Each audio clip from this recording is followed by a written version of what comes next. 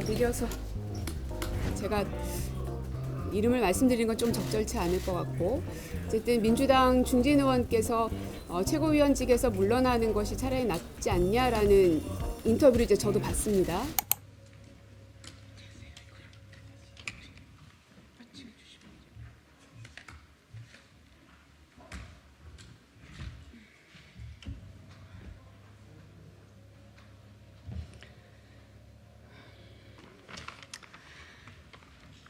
네, 더불어민주당 고민정 의원입니다.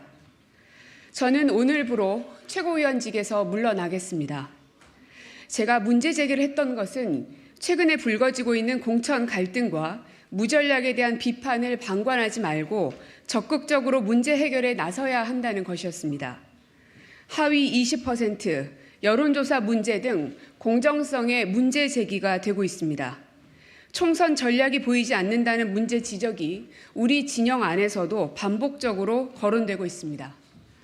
지도부는 당헌 당규로도 해결할 수 없는 정치적 사안들을 치열한 논의를 통해서라도 답을 제시해야 할 의무가 있습니다.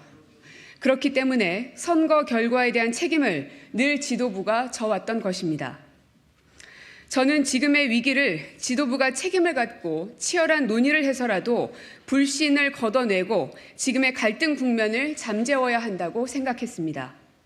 그런 논의조차 되지 않는다면 최고위원회의는 아무 의미가 없다고 판단했던 것이고, 제 문제 제기로 인해 지금이라도 논의 테이블이 열리기를 기대했습니다. 그러나 제게 돌아온 답은 차라리 최고위원회에서 물러나라는 답이었습니다. 민주당 중진 의원님의 공개적인 답변이어서 무겁게 듣지 않을 수 없었습니다.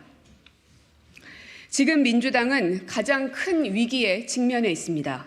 그 위기는 다름 아닌 불신입니다. 그리고 우리의 이런 위기는 국회에 마지막 희망을 걸었던 국민들에게 절망으로 이어질 그것이 두렵습니다.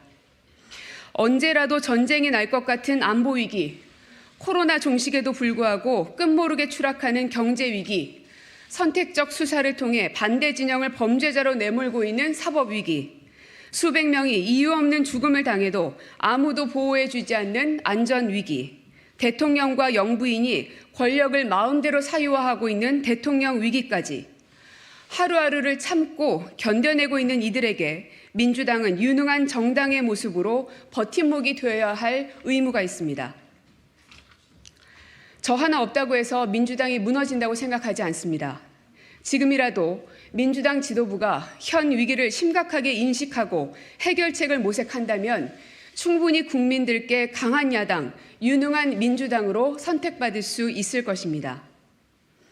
오늘부터 저는 저를 이만큼의 정치인으로 키워주신 광진을 지역을 위해서 혼신의 힘을 기울일 것입니다. 그리고 광진의 승리를 반드시 이뤄내겠습니다. 부족한 저를 민주당 최고위원으로 선택해 주셨던 많은 당원 동지 여러분께 죄송하다는 말씀 드리겠습니다. 민주당이 치밀한 전략 전술로 윤석열 정권을 견제하고 총선 승리를 이끌 수 있도록 제 위치에서 할 수 있는 모든 최선을 다하겠습니다. 이상입니다.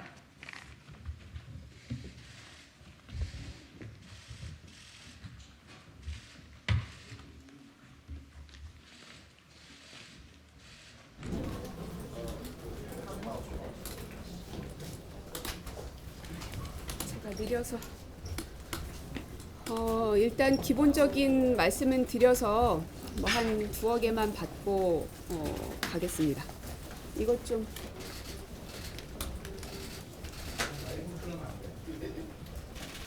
네.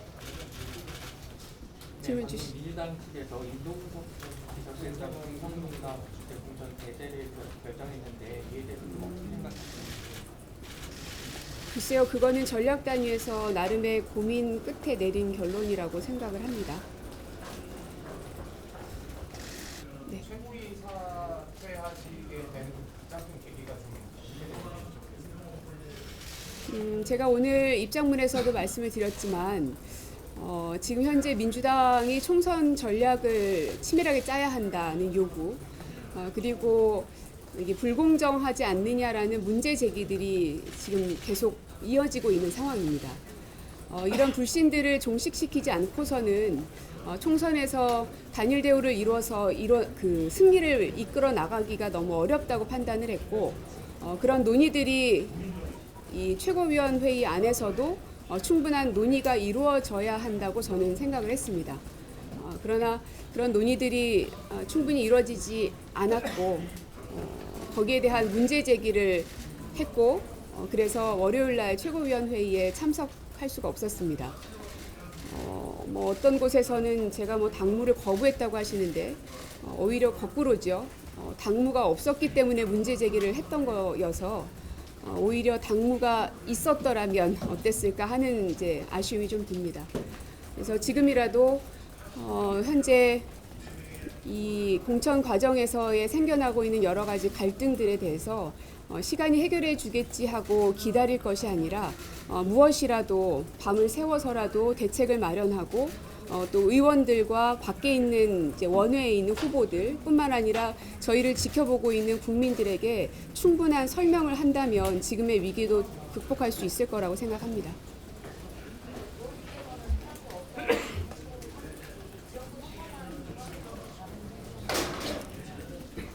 제가 지도부 안에서 할 수 있는 역할은 다 했던 것 같습니다.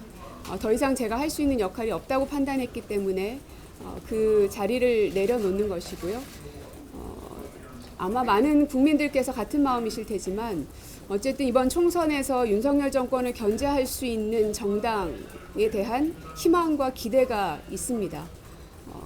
그것이 저는 두려울 정도로 엄습해 오는 걸 느낍니다. 이 절벽 앞에 서 있는 심경으로 하루하루를 버텨내고 있는 분들이 정말 많다는 것을 피부로도 참 느낍니다. 그래서 지금 민주당 안에서 생겨나고 있는 여러 가지 갈등들, 이견들 있을 수 있습니다. 다만 그것을 얼만큼 빠른 시간 안에 극복해내는 것이 숙제일 것 같고요. 그래서 조기에 이 문제들을 정리하고 또 대안을 제시하고 또 국민들을 설명해 나가고 그래야 된다고 생각을 하고요. 이제 저의 역할은 여기까지인 것 같고 저는 광진을 지역에서 민주당이 승리할 수 있도록 혼신의 힘을 다 기울이는 것이 제가 할 수 있는 최선의 역할이라고 생각합니다. 최고위 불참한 이후에 이재명 대표라든지 다른 친명으로 지칭되는 최고위원들도 연락받으신 내용 혹시? 뭐 그건 없습니다. 잠깐만요. 발목이 자꾸 아파서 하나만 주실래요? 지도부 내에서 더 다양한 목소리가 나오는 힘들어지는 상황 아닙니까?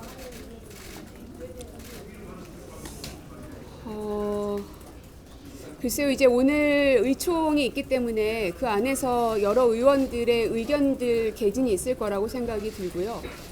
그리고 내부적으로도 제가 한 번도 문제 제기를 안 했다가 어느 날 갑자기 공개적으로 한 거라면 다들 의아해하고 당혹하실 테지만 지금까지도 꽤나 여러 차례 여러 분야에서 문제 제기를 늘 해왔던 사람이었고 그리고 거기에 대해서 가장 열린 마음으로 논의를 했었던 건 이재명 대표이십니다. 그래서 지금 이 사안에 대해서도 누구보다 가장 고민을 많이 하고 계실 분도 또 대표님이라고 생각이 들고요. 그래서 그런 그 다양한 의견들이 받아들여지는 게 혹시 막히지 않을까라는 질문을 주셨는데 저는 그렇다고 생각하지는 않습니다.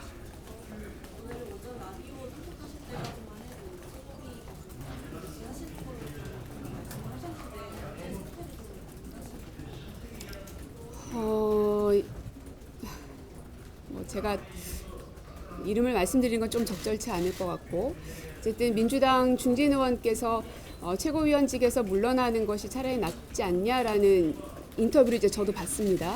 그래서 그걸 보고 판단을 내린 겁니다. 네, 이상. 예, 아직 연락한 건 없다고 말씀드렸습니다. 네, 이상 마치겠습니다.